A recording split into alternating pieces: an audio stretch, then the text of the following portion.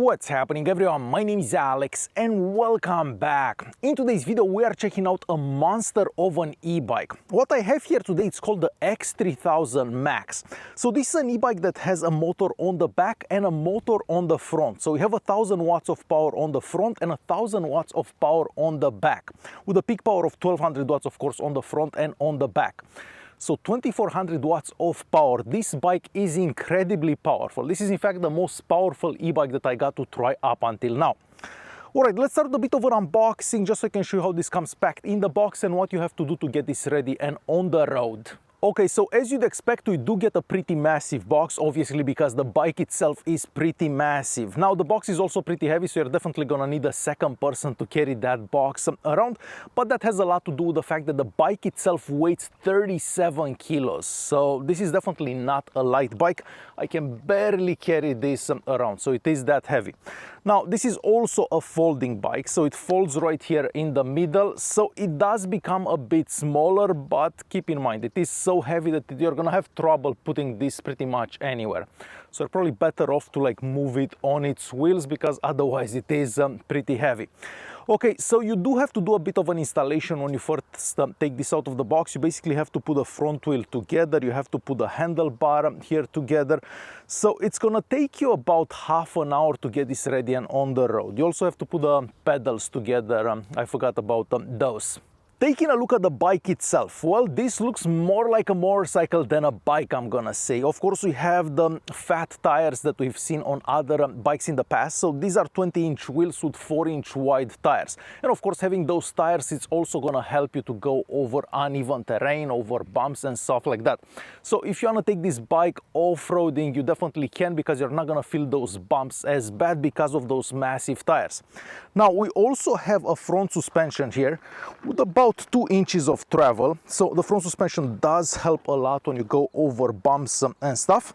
And we also have a back suspension as well, so that combined with those fat tires, you can basically go over any terrain and you're not gonna feel anything. We also have spoked wheels on the front and of course on the back, and I guess that adds a bit to the overall look of the bike.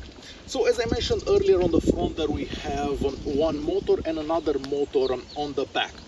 Now for power, you have plenty of power for pretty much any situation. It doesn't matter what kind of a hill you have, it doesn't matter what kind of road you have, you always have an insane amount of power. And if you don't want to, you don't actually have to pedal at all. So we also have a throttle here. So for those days when you're a bit on the lazy side and you don't want to put any effort into biking, well, you can just go with the throttle here and the bike has an insane amount of power. Alright, so next I want to show you a quick hill climbing test. Now, I'm not sure if you can see up ahead, it is a fairly steep hill. It is one of the steepest hills out here. You're actually having trouble climbing this walking. So I'm going to show you how the bike does on this hill. I have it in mode number 2. We have the front and rear motors enabled, and I'm going to go by accelerating. And a lot of power, as you've heard, the front wheel was kind of spinning. So hopefully you can see this hill here. So I don't actually have to do any effort. I'm not even pedaling at this point. So the bike is just going up by itself, which is quite impressive. You can also pedal if you want to help it a bit, but it does have more power than any other bike that I tried. So with this one, no hill is gonna make you suffer basically. I have another hill right here, so you can probably see it right there. This one is a pretty steep hill as well. So once again, I'm using the front and rear motors and I'm in mode number 2. And I'm gonna show you how the bike goes up this hill. I'm also gonna accelerate to the throttle here. So I'm not pedaling at all. You can see here a bit of brake noise. But you basically don't have to put any effort into pedaling, so I'm really not pedaling at all. So insane going up hills with this bike. Now with all that power you also need a lot of stopping power, because this bike goes quite fast, and this bike has you covered with hydraulic disc brakes. So the disc brakes on this one are also a bit larger than most other e-bikes that I got to try in the past, and the braking power is really good. So it doesn't matter how fast you're going, you pull on these two levers and you're definitely gonna stop. You can also adjust the brakes from the levers here. So there are these knobs, and you can adjust them, make them softer or harder, depending how you like them basically. Alright, so this bike is powered by a battery pack that's located in the frame here. Luckily you cannot see the battery pack. It is a fairly large battery pack as well. But now it will really depend how you ride the bike on the range that you're gonna get. According to the manufacturer, if you pedal, so you're just using the bike to assist you, and probably only one motor, you can get up to 130 kilometers on one charge. Now, if you're using the front and the rear motor together, so you're riding the way the bike was designed to, and you're going at the top speed, you're probably gonna get about 40 kilometers. So of course, the faster you go, the more power you're gonna use. So it really depends how you use this. I find that it's best to use this bike with a rear motor if you're going on a flat road, but then when you get to a hill, if you put it in the dual motor mode, then it goes up the hill very easily. So it really depends how you ride it. The kickstand is located on the left hand side here. So this is mostly made out of metal. We have some plastic at the bottom there. So the bike sits very nice on that kickstand. It doesn't move, it's not gonna fall or anything like that. On the back and of course on the front we have plastic mud guards, and I'm happy to say that these don't make any noise whenever you're going over bumps and stuff like that. Now if we go to the front here, this bike has a massive light on the front. That's why it kind of looks more like a motorcycle than a bike. Let me actually power it on so you can see how bright this light is. So insanely bright. Whenever you're riding at night, it lights up the path of you really well. So one of the brightest lights that I've ever seen on a bike. And we also have a light on the back, of course, and the light on the back also acts as a brake light whenever you're braking. So you're pedaling and then you brake and that light will come on. So really good lights on this bike as well. The bike is also using a 7-gear Shimano shifter. So let's say that you run out of power, you have no more power left, you can definitely pedal and take the bike wherever you want just by pedaling it. So it's nice to have a 7-gear shifter on a bike like this, because sometimes you do run out of power occasionally. So shifting up and down is done flawlessly. I haven't really had any problems with the shifting system. Like most bikes out there, the seat here is adjustable in height, so you can put it as high as this or as low as this. I find that this is the best position for me. The seat is fairly wide. Maybe it's not the most comfortable seat that I've ever been on, but because we have those massive tires on the front and on the back and the front and rear suspension, the ride is still pretty comfortable. So you can easily ride for a couple of hours before you get tired. So overall, the comfort on this bike is good. Now, the handlebar here cannot be adjusted in height.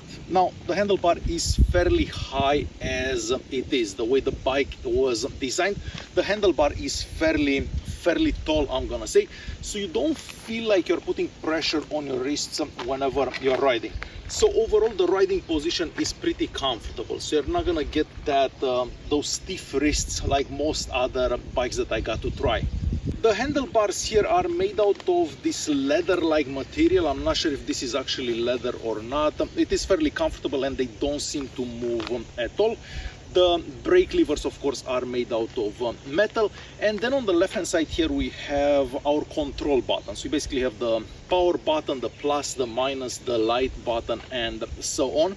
And on the right hand side we have the shifter and the throttle. So as I mentioned earlier, if you want to use this bike just by accelerating with the throttle, you can, so you don't necessarily have to pedal.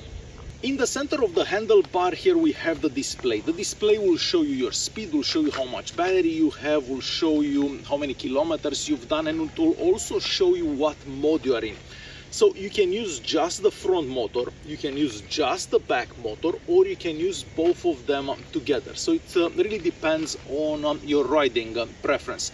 As I said earlier, whenever you're riding on a hill, it's best to ride with the front and with the back.